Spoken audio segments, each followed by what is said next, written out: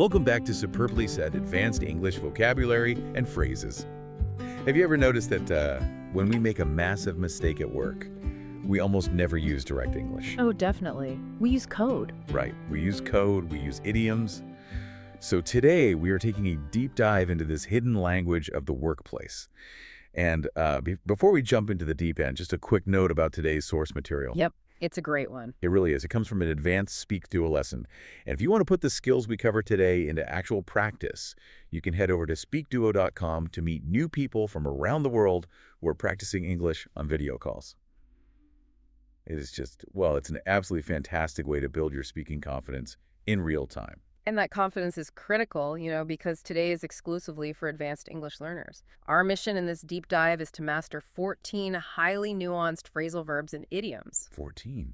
Oh. That's a lot to get through. It is, but we are not just giving dictionary definitions here. We are exploring the subtle psychology behind similar phrases so you can deploy them perfectly in high-stakes professional settings or in a rigorous environment like the IELTS speaking test, where precision is just everything. I love that we are framing this around psychology, because I want to start with, well, the life cycle of a workplace crisis. Let's be honest, things go wrong. They always do. Mistakes happen. Exactly. And when they do, our sources give us two phrases that deal with admitting fault. So we have to fess up to something and to own up to something. But wait, I have to challenge this right out of the gate. Okay, lay it on me. I use these completely interchangeably. Like, if I fess up to my boss about a mistake, aren't I taking responsibility? I mean, how is that any different from owning up? It is a very common misconception, actually, but the difference is really in the psychological burden. When you are fessing up to something, you are simply ending a lie or a cover-up. Oh, because it comes from the word confess, right? Yeah, precisely.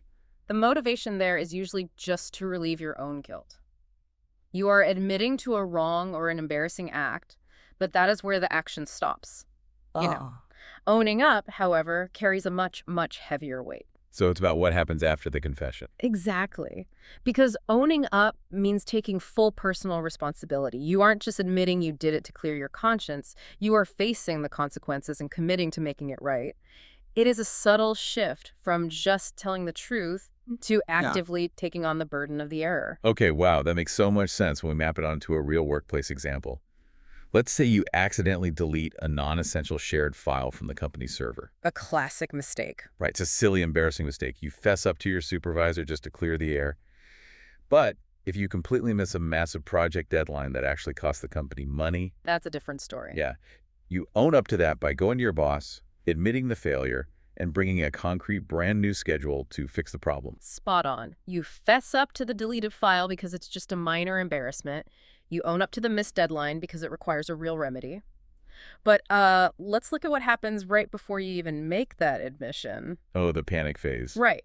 When the crisis first hits, how do we react under pressure? The sources contrast freaking out over something with caving into something. Oh, the fight or flight response. I am definitely guilty of both, depending on the day. I mean, we all are. But linguistically, they represent two totally different reactions to stress. Freaking out is an explosion. It is a complete loss of emotional control or a state of sheer panic over a sudden setback. Your amygdala is completely hijacked. Exactly. Caving in, on the other hand, is an implosion. It means yielding, collapsing, or giving up after a period of prolonged resistance. Okay, so it's the difference between a sudden burst of panic and a slow surrender. If you were, say, sitting in an IELTS Part 2 exam, and the prompt was, describe a time you had to change your plans. Oh, that's a perfect scenario for these. Right. This is exactly where you could use these phrases to show a sophisticated range of emotion. You could tell the examiner, instead of freaking out over the unexpected sudden changes to our travel itinerary, I eventually caved into the group's suggestion because it was the only practical solution left after hours of arguing. That is a brilliant construction. You are showing the examiner you understand the emotional timeline. You avoided the immediate panic of freaking out, but accepted the eventual compromise of caving in. So let's continue the narrative of our workplace crisis. You didn't freak out. You fessed up to the mistake. Now you actually have to fix the mess and manage the details. Time to do the actual work. Right. And the source material groups three brilliant phrases here. We have gloss over something, iron something out, and weed something out. If we look at these through the lens of detail management, we see some fascinating human behavior. Glossing over is entirely a negative avoidance tactic. Like pretending the problem isn't there. Basically, yeah. Why do people gloss over things? Usually it's out of a fear of looking incompetent or just sheer cognitive overload. It means quickly ignoring the complex or difficult parts of an issue to make things look better than they really are.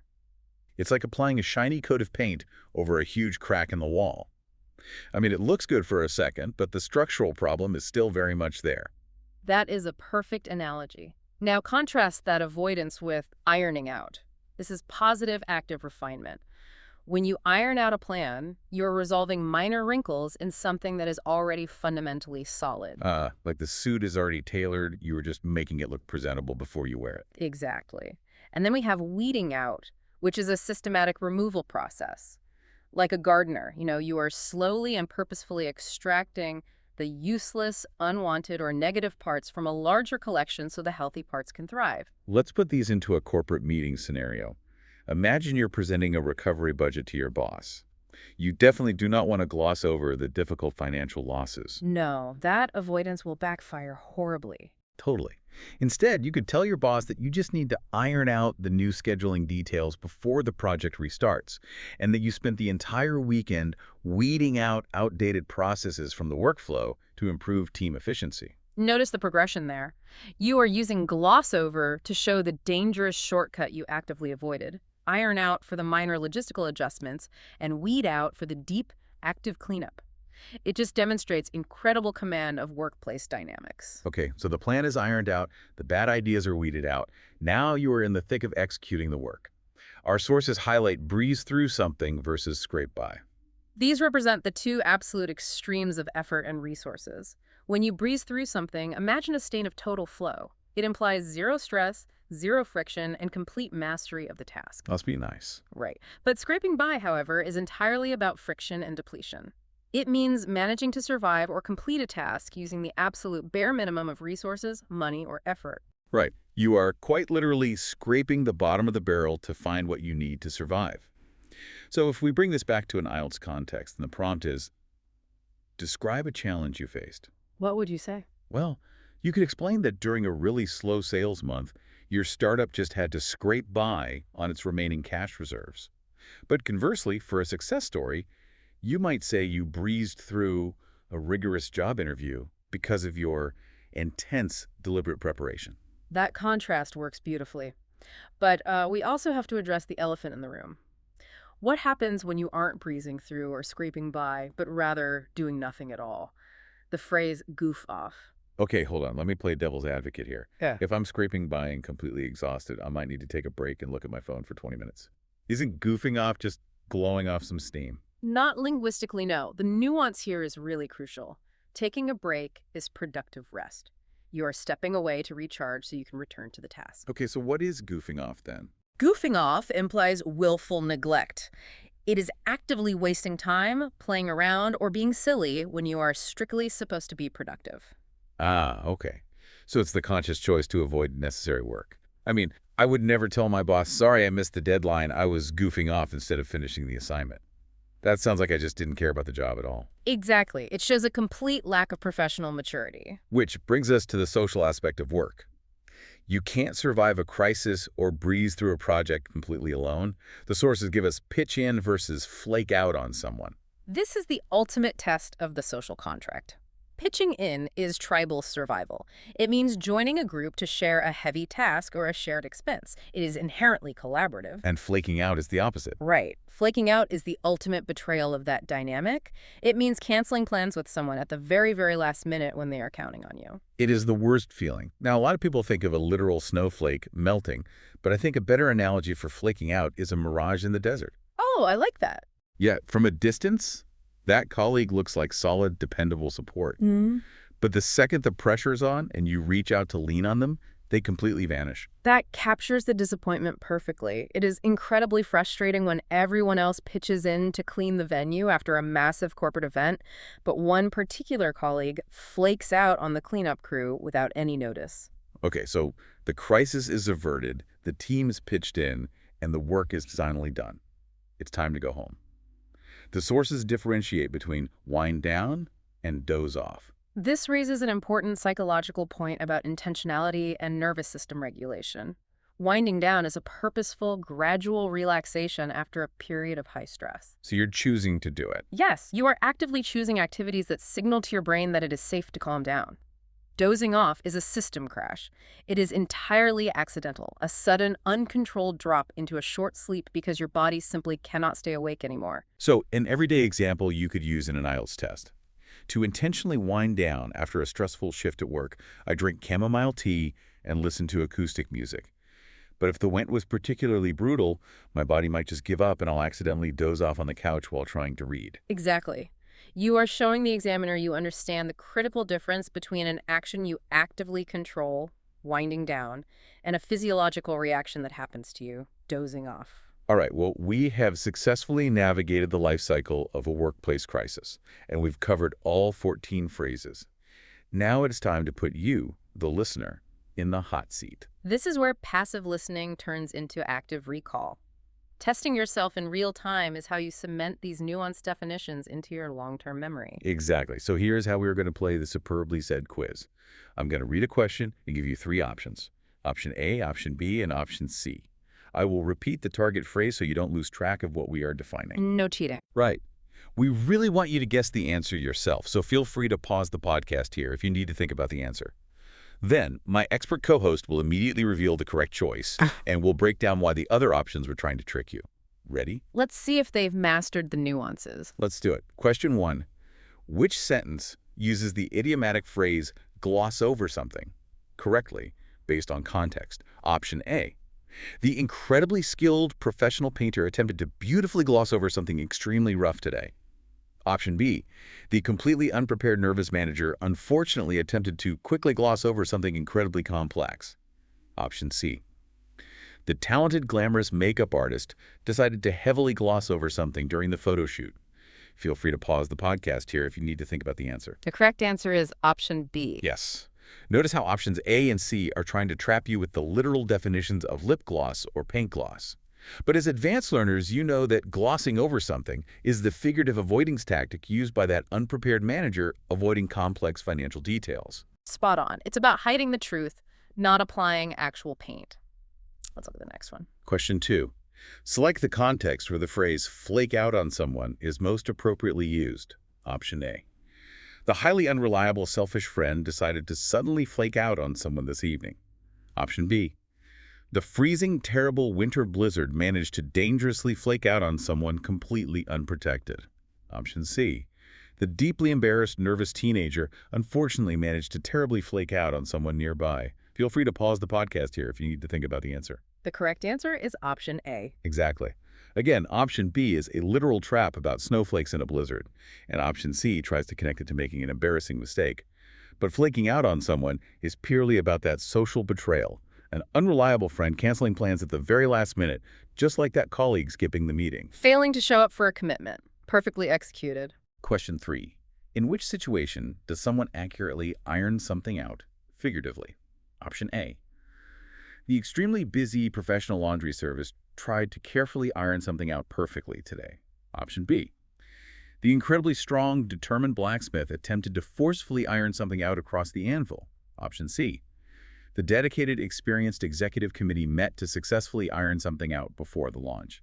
Feel free to pause the podcast here if you need to think about the answer. The correct answer is option C. Right again. Options A and B are talking about literal, physical ironing using heat or heavy metal.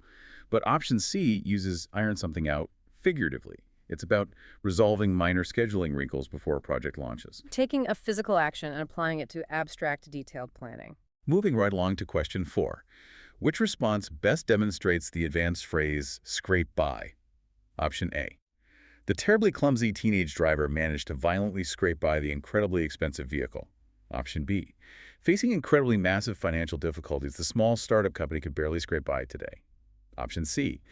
The extremely energetic young child unfortunately managed to painfully scrape by the rough concrete. Feel free to pause the podcast here if you need to think about the answer. The correct answer is option B. Yes. Options A and C are literal, physical scrapes, damaging car paint, or scraping a knee on concrete. But option B uses scrape by to describe surviving on the bare minimum of resources or savings during a slow month.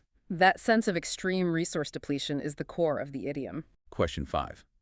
How would a professional accurately use the phrasal verb weed something out? Option A.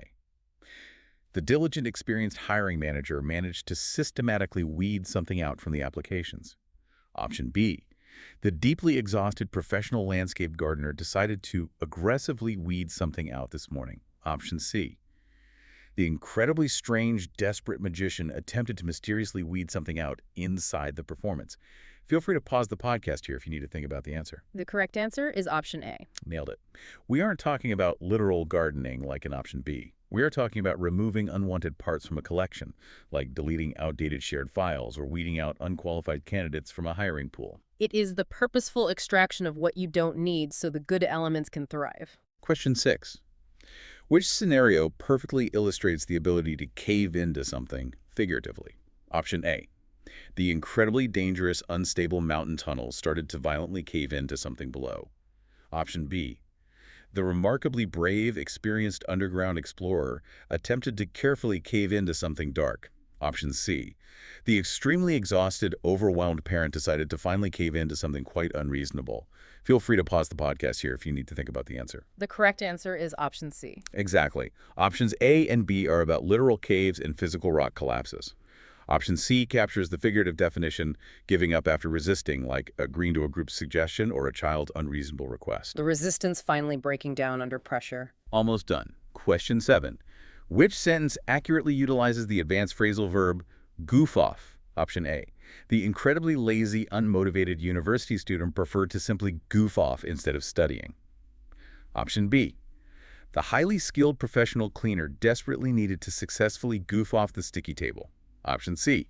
The deeply embarrassed famous theatrical actor decided to immediately goof off the weird costume. Feel free to pause the podcast here if you need to think about the answer. The correct answer is option A. Perfect. Goofing off isn't about using a chemical to clean a sticky mess or taking off a weird costume. It's about wasting time instead of doing productive work or assignments. The conscious choice to avoid necessary work. And our final question, question 8. Which of the following statements correctly uses fess up to something? Option A. The highly excited, enthusiastic party guest decided to suddenly fess up to something glamorous. Option B. The deeply guilty, frightened young teenager finally decided to bravely fess up to something. Option C. The incredibly clumsy, inexperienced kitchen chef managed to terribly fess up to something today. Feel free to pause the podcast here if you need to think about the answer. The correct answer is option B. You got it. You don't fess up to a glamorous achievement, and it isn't a physical accident you make in a kitchen. Fessing up is admitting a wrong, like telling your supervisor about deleting a file. It requires a sense of embarrassment leading to a truthful confession. Huge congratulations if you made it through that advanced vocabulary workout. Yeah. These nuances are tough, and the literal traps in those questions were really tricky. They definitely were. But mastering them is what takes your English from just being fluent to being truly superbly said. You are giving yourself the tools to navigate complex, highly specific workplace dynamics. And if we look back at our entire deep dive today, I want to leave you with this final thought. Language isn't just about knowing definitions, it's about understanding human behavior. Notice how many of these idioms, glossing over, scraping by, fessing up, are built around vulnerability and survival. Oh, that's so true. Right. The next time you speak to a native English speaker, listen closely. Are they communicating facts, or are they using idioms to hide how stressed they actually are? Such a fascinating way to look at it. It really changes how you hear everyday conversations.